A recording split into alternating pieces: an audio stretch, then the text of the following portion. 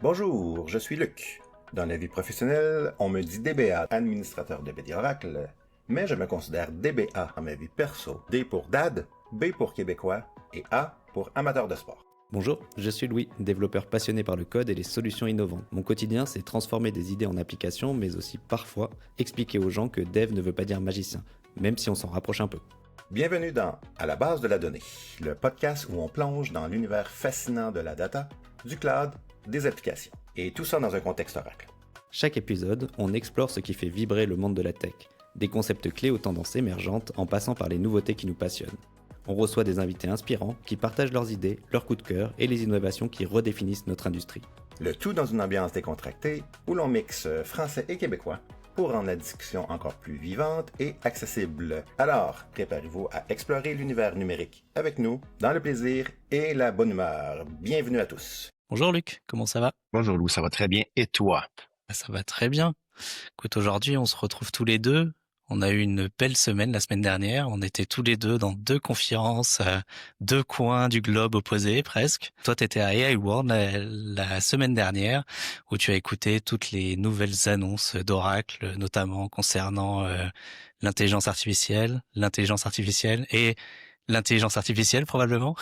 Et tu Et vas nous en voilà. parler un peu plus. Il y a sûrement d'autres choses qui sont sorties de ça, mais d'un point de vue extérieur, c'est sûr que c'était la conférence AI. Et moi, la semaine dernière, j'étais à HR OUJ, qui est une conférence du club utilisateur croate.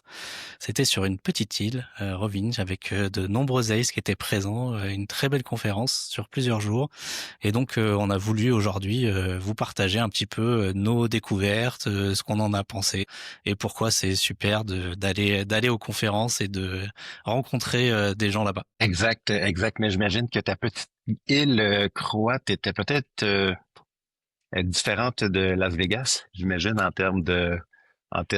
d'excitation, de lumière. À Las Vegas, c'est fou. On dirait qu'on est le jour, en plein jour, même la nuit. C'est fou comment c'est une Mhm. ville qui bouge beaucoup.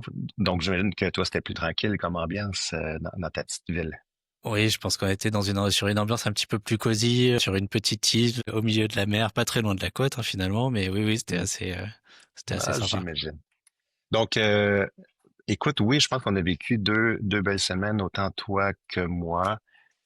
AI World, donc on sait tous, c'était l'événement qui s'appelait Cloud World avant, qui s'appelait Open World à l'époque. Donc Oracle aime beaucoup mettre à jour leur nom d'événement, leur nom de produit aussi. On va Mhm. en parler pendant cette session-là, mais oui, ça a été une semaine très intéressante, très mouvementée. Tu parlais de l'IA. C'est pas pour rien que Oracle a décidé de changer de nom pour AI World. C'est fou comment tout tourne autour de l'IA aujourd'hui. On a eu des présentations là, de clients autour de l'IA, bien Mhm. entendu, qui sont super intéressantes. Je vais en présenter un qui est pour moi, tu sais, on dit souvent, puis on a fait un épisode sur l'IA et Mhm. ce qu'on disait ensemble avec Kassem, je pense, ce Ouais. qu'on disait ensemble, c'est que l'IA va aider beaucoup, surtout dans la recherche médicale. Et ce cas-là est directement lié à la santé. Et pour moi, c'est un exemple de comment l'IA nous aide énormément aujourd'hui. Donc, ça a été euh, intéressant, épuisant parce que c'est des longues journées, c'est des Mhm. journées qui sont remplies de sessions du matin au soir. Donc, j'ai vu des belles choses, j'ai rencontré des personnes super intéressantes aussi. Fait que c'est ce qu'on va vous partager aujourd'hui. Est-ce que je te laisse aller avec tes trucs, Louis, un petit peu, puis on s'échange ça de part et d'autre? Si tu veux, avec grand plaisir. OK? Écoute, moi je vais présenter rapidement. Donc c'était la 30e édition de cette conférence du groupe utilisateur croate. Euh, il y avait, je sais pas, il y avait peut-être 30 ou 40 Ace qui présentaient à cette conférence. Donc il y avait quand même un peu de monde. C'était donc sur du mercredi au samedi matin, avec beaucoup de sessions par jour. C'était très bien organisé. Vraiment, j'ai trouvé que c'était une des très belles conférences en termes d'organisation. Le comité d'organisation fait un travail assez impressionnant. Aussi, c'est sur une petite île, forcément magnifique. En plus, on a eu un temps globalement incroyable. Et toutes les salles en fait sont assez proches, donc c'est assez chouette parce que tu peux voir une conférence et puis après discuter 5 minutes entre deux sessions. Euh, c'est plutôt chouette.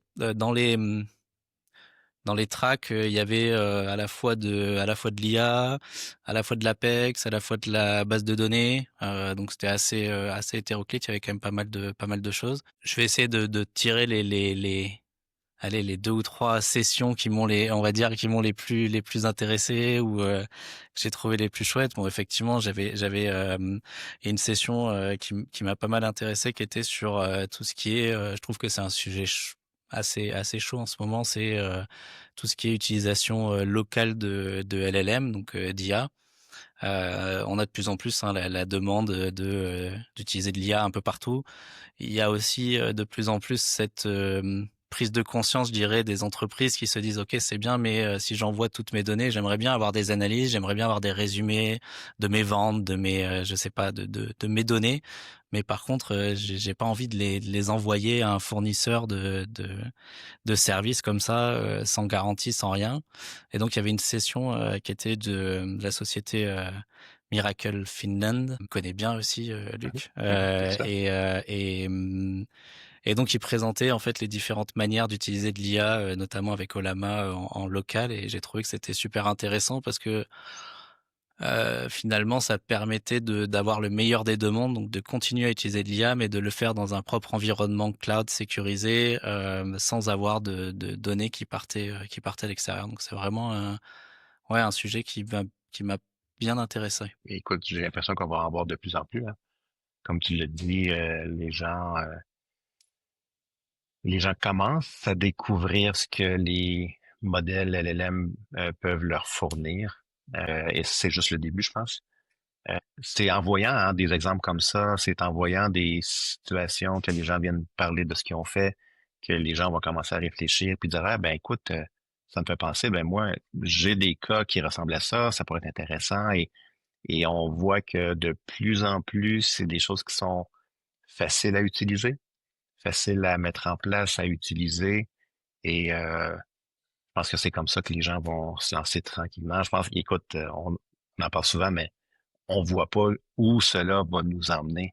Et, je savais pas que Miracle était en Croatie, mais oui, j'ai vu Hailey à Vegas, Adrian Mhm. aussi. Donc, oui, c'est des gens qu'on connaît bien et qui sont très impliqués dans la communauté, surtout, sont très, très, très présents. Donc, on aime ça, c'est sûr. Euh, tu, euh, tu parlais de l'intégration de LLM. C'est sûr que moi, je vais aborder tout à l'heure le sujet de la nouvelle BD 26 AI que vous avez Enfin, sûrement. 23.26. Oui, 23 pour 26. Juste, tu vois, Oracle aime rebrander un petit peu leur truc, mais oui, c'est en fait la 26 officiellement, mais qui est la suite de la 23, là. Donc, vous avez sûrement entendu parler beaucoup parce que l'annonce a été faite mardi. Donc, la journée avant le début de votre conférence, donc les gens devaient en parler beaucoup. Et encore une fois, c'est quoi la 26 AI? C'est la 23, en fait, mais avec l'intégration de l'IA encore plus natif Mhm. à la BD. Et tu vois, ils ont rajouté une couche IA sur la 23. Et comme tu le disais, ça permet de pouvoir développer des environnements, développer des applications qui vont intégrer encore d'une manière plus facile des LLM, utiliser MCP que vous avez sûrement aussi parlé. Donc, tout ça, ça ouvre la porte à plein de choses super intéressantes. Puis je trouve que le storytelling, en tout cas de l'annonce de la 26 AI, il est intéressant parce que c'était vraiment avec la 23, on a posé les fondations, etc. Et avec la 26, on a bâti sur ces fondations pour aller encore plus loin. Et je trouve que c'est finalement assez intelligent parce que tu vois bien que c'est une continuité, tu vois bien que c'est pas tout de suite une révolution, mais tu vois qu'il y a des avancées qui sont significativement meilleures que ce qui était. Et non, je trouve que c'est bien, quoi. Oui, parce que, et tu me corrigeras, mais tu vois, les Vector Search étaient déjà dans la 23. C'était la première mouture, je dirais, du Vector Search. Et là, dans la 26, ben, ils ont élargi un peu les possibilités du Vector Search. Donc, ils l'ont amélioré, ils l'ont bonifié aussi. Tout ça jumelé au LLM, jumelé au serveur MCP, ça permet plein de trucs, là. Donc, un point que je voulais juste aussi amener sur Mhm. la 26, un point qui est important de comprendre, oui, c'est la 26 AI, mais comme qui ont mentionné beaucoup à plusieurs reprises, c'est pas une upgrade qui est majeure. Donc, ils ont mentionné souvent que le passage de 23 à 26 se fait simplement par l'application d'une patch qui va sortir bientôt, là. Mhm. Donc, et ça demande pas de faire des tests de régression applicative. Donc, c'est vraiment une mise à niveau, c'est pas un upgrade. Donc, pour les gens, je pense que c'est important de comprendre que même si on parle de 23 à 26, Mhm. sur papier, c'est pas un upgrade qui est majeur. Donc, ça peut se faire très facilement. Donc, c'est un point que je voulais mentionner pour pas que les gens pensent qu'il y a beaucoup de travail à passer à 26. C'est pas le cas. Mhm. Mais qui amène, je pense, pour vous, du côté développement, de très belles possibilités. C'est sûr, c'est sûr. Est-ce que vous en avez parlé beaucoup? J'imagine qu'il y avait des sessions qui étaient dédiées à 26 AI. Est-ce que les sujets d'MCP ont été abordés beaucoup? M6, tu as soumis tes sessions il y a Bien quelques avant. mois, donc effectivement, tu peux pas. Il y avait une session d'ailleurs qui était assez drôle, qui était avec toutes les nouveautés que vous avez potentiellement ratées sur la version 25.1 d'Oracle Apex, qui n'est toujours pas sortie. Mais ça, au moment où ça a été soumis, effectivement, c'était tout à fait possible que ce soit sorti. Donc c'était Ouais. assez drôle. Non, MCP, oui, oui, il y a eu des sessions sur MCP. Alors j'en ai pas vu personnellement, mais oui, oui, il y a des sessions, il y a eu des sessions. Et moi, j'en ai discuté avec des gens qui travaillent de manière intensive avec la BD, avec Apex, etc. Mhm. Et qui commencent de plus en plus à l'utiliser. Donc ouais, c'est vraiment pas un jouet, quoi. Et des gens qui Non, ont non. enfin, je veux dire, des années d'expérience. C'est pas des gens qui ont besoin de ça pour travailler. C'est juste qu'ils te disent que finalement, ça va tellement plus vite et tu peux faire certaines tâches de manière tellement plus rapide que bah, ça vaut le coup de passer du temps à l'apprendre, à le mettre en place, à l'utiliser parce que bah, ça t'évite de perdre du temps. Et, et tu me corrigeras là, si je me trompe, mais je pense que MCP va aussi être utilisé par les LLM comme interface vers la BD Oracle aussi. Donc tes LLM vont pouvoir accéder à ta BD Oracle, là. Donc, ça devient un outil essentiel pour bonifier le contenu de ton modèle. Et c'est ça, et puis ça peut faire tout un tas de choses. Ça peut itérer pour essayer d'améliorer une requête en termes de Mhm. performance, par exemple, et te donner un rapport sur deux ou trois possibilités différentes. Enfin, il y a des tonnes de possibilités. À partir du moment où tu branches un LLM directement à ta base de données, il y a forcément des tas de possibilités. Donc, ça, c'est un autre exemple d'outil qui va nous permettre d'aller plus loin et on sait même pas Bien encore sûr. jusqu'où ça peut aller. C'est que le début de tout ce concept-là de LLM et de MCP. Mhm. Un autre élément que j'ai vu une session qui était donc dans la 26, oui, on a parlé qui ont bonifié Vector Search. Donc là, la recherche vectorielle sur des PDF, des Mhm. vidéos, des images et tout ça donc a été bonifié. Mais ils ont aussi parlé d'un framework qui permet de bâtir des agents IA. Donc, tu peux les bâtir, tu peux les exécuter. Donc, c'est un framework qui permet le Agentic AI, là, qui te Mhm. permet de pouvoir gérer ça à l'intérieur de ta BD Oracle et ensuite, ben, ton MCP va en bénéficier et tout ça. Donc, tu vois, ça rentre dans le contexte de agent IA. Ouais, ils ont rajouté et ça sur la partie Select AI d'ailleurs. Et c'est OK. ouais, la partie donc agentic AI sur la BD, donc dans la partie 26. Et ça a été rajouté dans la responsabilité, je dirais, de l'équipe Select AI, de la fonctionnalité globale Select AI. Et effectivement, le principal avantage, et c'est ce qu'ils disent d'ailleurs, c'est que tu as même des avancées par rapport à ce que faisait déjà le SelectAI, qui faisait du natural language vers du SQL. Globalement, il faisait de la traduction de requêtes en langage naturel vers du SQL. Là, tu passes un cran en avant parce que tu peux faire de l'agentic AI directement sur ça, et tu as des résultats qui sont parfois bien meilleurs que ce que tu avais avec la partie Select AI précédemment. Qui, l'agentic AI, si je me trompe pas, ça permet de faire plusieurs itérations. Donc, c'est ce qui permet en bout de ligne d'avoir des résultats beaucoup plus précis. Ça réfléchit, ça peut utiliser ce qu'ils appellent des tools, hein, donc des outils.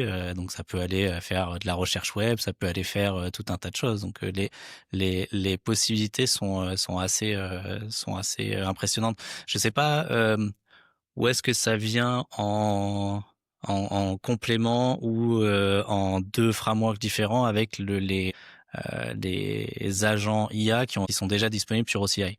Parce que tu as déjà une plateforme OCI Gen AI Agent qui existe. Et je sais pas comment est-ce que les deux s'imbriquent ou comment est-ce que les deux coexistent En pour fait, l'instant. c'est selon moi, puis encore une fois, là, Mhm. tu le sais, hein, lorsqu'il y a des annonces comme ça, il y a toujours une période où on doit lire plein de trucs, voir un peu Ouais, oui. c'est quoi, mais selon moi, c'est deux frameworks différents. Tu as vraiment le Ok. framework à l'intérieur de la BD Oracle Oui, oui. qui permet de bâtir les agents qui vont être avec les données de la BD Oracle. Puis, tu sais, ça fait quelque temps que Oracle mentionne qu'ils veulent amener l'IA à la donnée. Ben là, c'est vraiment le cas, là, tu sais. Donc, tu as vraiment ce framework-là qui est à l'intérieur de la 26 AI qui permet de bâtir les agents qui vont être dans la BD Oracle. Et tu as aussi, comme tu le disais, les agents du côté OCI qui ont, selon moi, un objectif beaucoup plus large euh, sur l'accès à la donnée.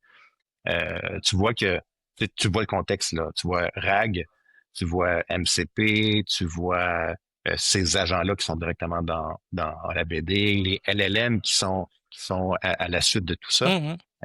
C'est fou. J'ai hâte de voir des codes d'usage, des success stories qui vont englober tout ça. Mais bientôt, on va voir des trucs super intéressants. Ouais, c'est certain. En, en parlant de trucs super intéressants, si tu me permets, Mhm. un des use cases qui a été présenté là-bas, qui pour moi démontre bien, et là je vais juste retrouver mes notes parce que je veux pas vous induire en erreur, mais euh, c'était un use case qui démontrait un peu la force de, de Vector Search, Mhm. qui est un petit peu juste la force de Vector Search, la force de la BD autonome. Parlant de la BD autonome, je fais une petite parenthèse, là, mais on parlait au tout début qu'Oracle aime bien renommer leurs produits, renommer leurs Mhm. conférences. Ben, aujourd'hui, on parle de la BD, la AI Database. On ne parle Mhm. plus de la Ouais. database, mais on parle de la AI Database qui en fait ce qu'on appelait la Autonomous DB. Et ce qu'on appelait la Autonomous Warehouse, maintenant, elle a été complètement rebrandée, Mhm. repackagée. Donc, on l'appelle la AI Lakehouse. Et oui, Mais je crois que c'est toutes les éditions de la BD finalement qui ont été renommées AI Database. tout à fait, Parce oui, que oui, même quand c'est tu ça. vois sur la page de download de l'ancienne 23, maintenant elle s'appelle AI Database Free Edition, quelque chose comme ça. Donc. Mais spécifiquement, la Autonomous Data Warehouse, Mhm. qu'on appelait avant la Oui, ADW, oui. donc là, c'est complètement changé pour Lakehouse. Et là, ça comprend, ils ont fait un package avec tout ça, qui comprend du ETL, qui comprend du analytique. Donc, ils ont vraiment développé une plateforme La AI Data warehouse. Platform. Et voilà, tout à fait. Donc, tu vois, ça, ils ont pris différents services, ils ont créé cette plateforme-là qui remplace la warehouse. Donc ça, pour moi aussi, c'est un changement important dans le monde analytique dans le monde warehouse, tu vois, ils ont vraiment packagé un truc, une plateforme justement qui répond à tous ces besoins-là. Donc ça aussi, c'est nouveau. Donc, je vais te présenter, je vais te parler plutôt d'une compagnie BioFi, si je le prononce bien, BioFi. compagnie OK. qui utilise l'IA, qui utilise BDA autonome dans le domaine de la santé. Mhm. Et eux, c'est intéressant. Toi, Louis, t'as un background biophysique. C'est quoi ton background, mon Louis?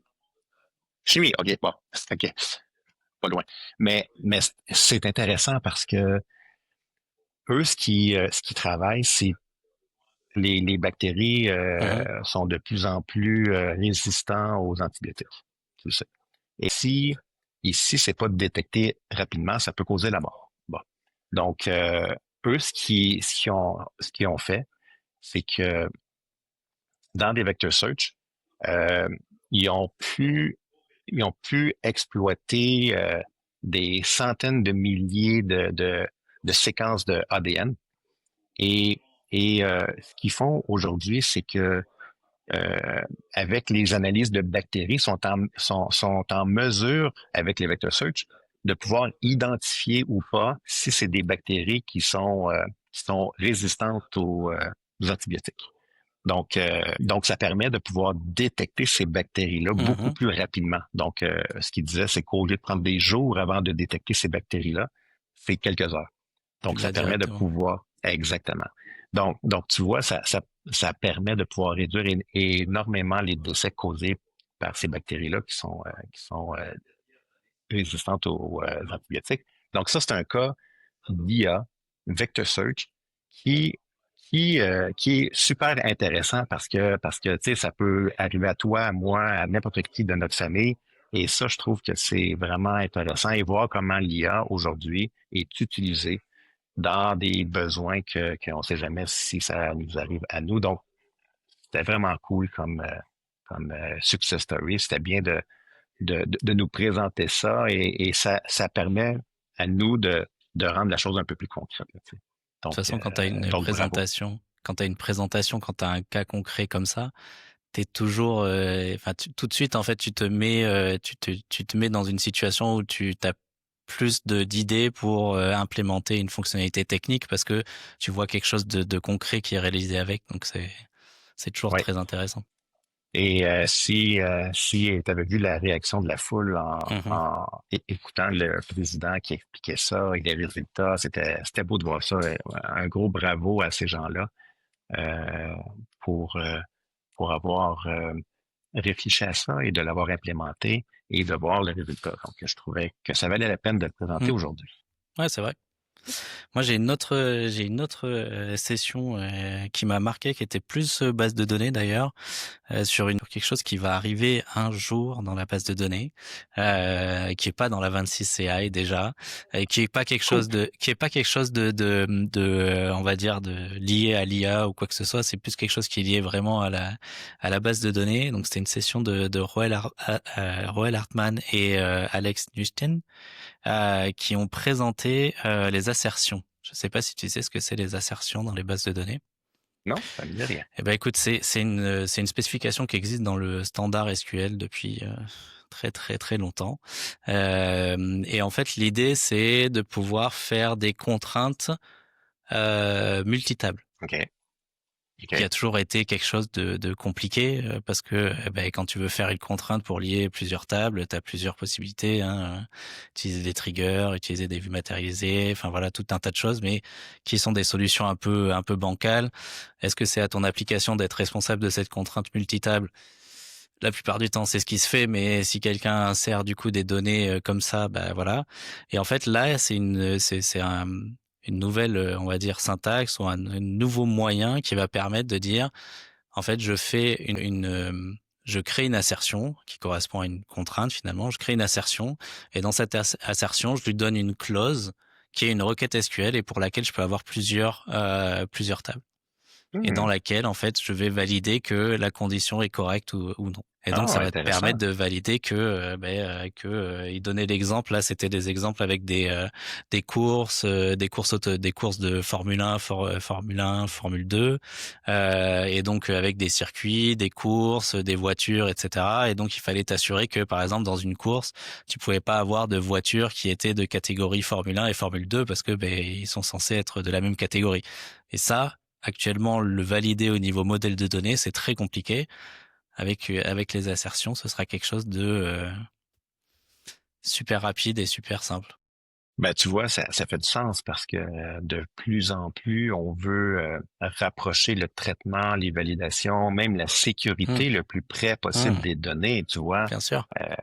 Donc, tu connais ce qu'on appelait le VPD ou le Real Application Security, c'est vraiment le cas. Tu veux rapprocher la sécurité le plus près possible. Donc, ça en est un exemple aussi de rapprocher la validation et tout ça le plus près possible de la donnée. Donc, tu vois, c'est un truc intéressant, qui fait du sens et je suis content de voir que, que même si on parle beaucoup de l'IA, mais il y a quand même des C'est améliorations ça. très, très à la base, là. Moi, je trouve ça bien de voir que tu as quand même des améliorations. Alors, l'IA, c'est très bien et je pense qu'il y a des tas de choses qui vont arriver avec et ça nous permet de faire des tas de choses. Mais je trouve ça aussi super intéressant de voir des sessions qui sont purement bases de données et qui ont rien à voir avec l'IA parce que ça te dit qu'il y a encore du développement qui est fait sur ces fonctionnalités-là. Peut-être avec de l'IA à un moment ou un autre dans le processus de développement, mais en tout cas, qui sont plus adressés à, ok, j'ai une vraie contrainte, je voudrais réaliser ça. Oui, ben, je pense que c'est bien que tu le mentionnes, que sûrement que l'IA est utilisée à quelque part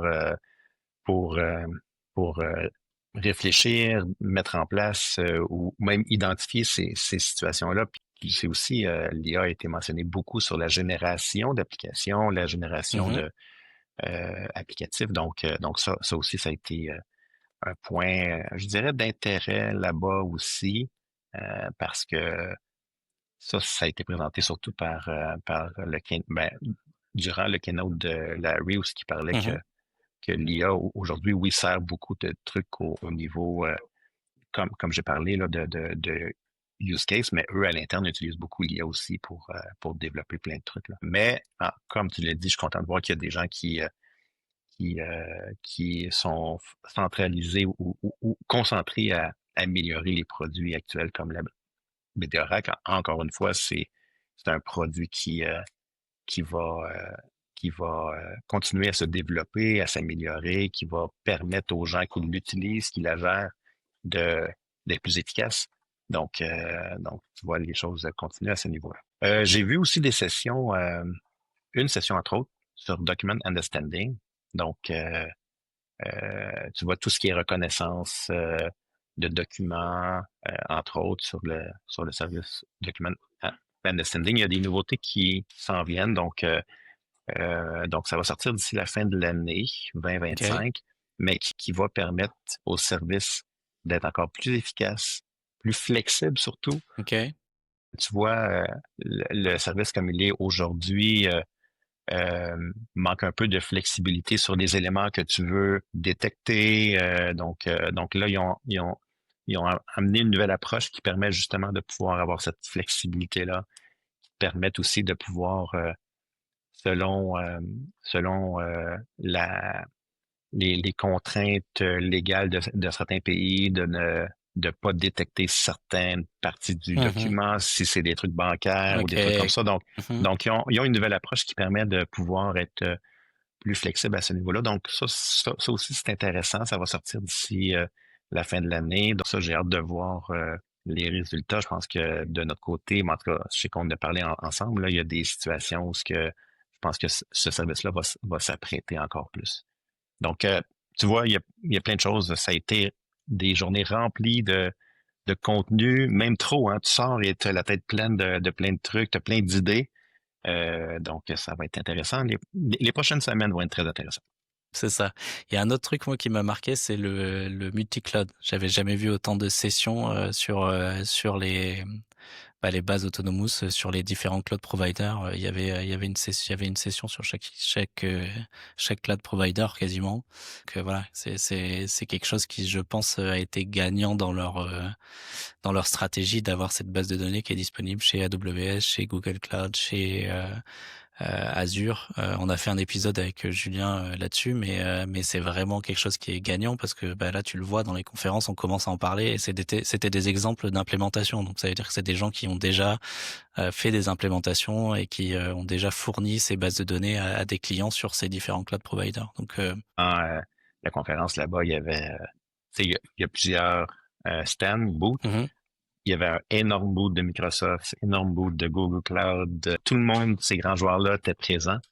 Et ça démontre l'ouverture aussi d'Oracle à les avoir avec eux. Là, l'idée, c'est quoi? C'est de travailler ensemble pour pouvoir offrir des meilleurs services à leurs clients communs. Ouais, c'est ça. Donc, c'était bien de voir de voir ces grands joueurs-là aussi sur le plancher avec Oracle et de présenter leur réussite ensemble. Et j'ai même vu notre ami Julien sur place là-bas. C'est vrai, j'ai vu ça. Ouais, il fait dire bonjour en passant. Écoute, Louis, ça a été une semaine chargée de belles rencontres, de belles discussions, de beaux contenus. Et j'ai l'impression que ça va nous donner des sujets, toi et moi, à discuter aussi, hein? Ouais, je pense que c'est bien. C'est des nouveautés. Je pense que c'est bien de faire aussi des épisodes un peu plus petits sur des nouveautés, sur des choses, de discuter un peu de ce qu'on pourrait en faire, comment est-ce que ça pourrait être utilisé. C'est pas mal. C'est clair. Et moi, j'ai quelque chose, c'est qu'il y a quelque chose qui s'est passé quand même d'assez important. J'ai oublié de le mentionner à cette conférence. C'est que quelqu'un s'est arrêté et m'a parlé en français, m'a ouvert son téléphone sur Spotify et m'a dit c'est toi là, en me parlant du podcast. Génial, Ouais. bravo. Ah, écoute, Donc quelqu'un écoute notre podcast. Ça, c'était la c'est bien. première chose et quelqu'un m'a arrêté pour me le dire. Donc non, c'est cool. Donc n'hésitez pas surtout à le faire. Oui, puis je vais te relancer là-dessus. Il m'est arrivé un peu la même situation. Tu connais Ludovico. J'étais voir Ludovico et il m'a dit qu'il était abonné à notre chaîne et qu'il ne manquait pas un épisode. Donc, c'était bien aussi de voir que les gens sont intéressés, que les gens nous regardent, nous écoutent. Même Julien me disait que en vélo, souvent, il mettait un épisode. Donc, je suis content de voir que les gens sont intéressés, qui nous écoutent et on serait content aussi d'avoir vos commentaires, de pouvoir avoir des sujets que vous voulez entendre parler aussi. Donc, gênez-vous pas pour nous donner des idées. C'est ça, faites-le nous savoir, mettez un pouce, mettez un commentaire, mettez quelque chose qu'on n'ait pas cette impression de juste discuter entre nous deux, même si on adore discuter entre nous, donc c'est pas finalement un grand problème, mais ça fait toujours plaisir d'avoir ce genre de retour. Écoute, exactement. Je pense qu'on peut clôturer là-dessus. On a eu une belle semaine. Maintenant, il faut se remettre dans la semaine normale, on va dire, entre guillemets, de travail. Mais on va y arriver. Ça va être bien et ça nous offre plein de possibilités, de choses assez excitantes sur toutes les possibilités offertes par toutes ces technologies. Donc c'est chouette. Écoute, oui, ça a été un plaisir de discuter avec toi aujourd'hui. Ouais, pour moi aussi. Repose-toi bien de ta semaine. En Croatie, sur une île, tranquille, sur la plage. Je t'ai pas envoyé de photos pour ça. Ouais, j'imagine. Donc, écoute, mon ami, je te souhaite une belle journée. Merci beaucoup. À toi aussi. Et on se reparle bientôt. Et à bientôt à tous.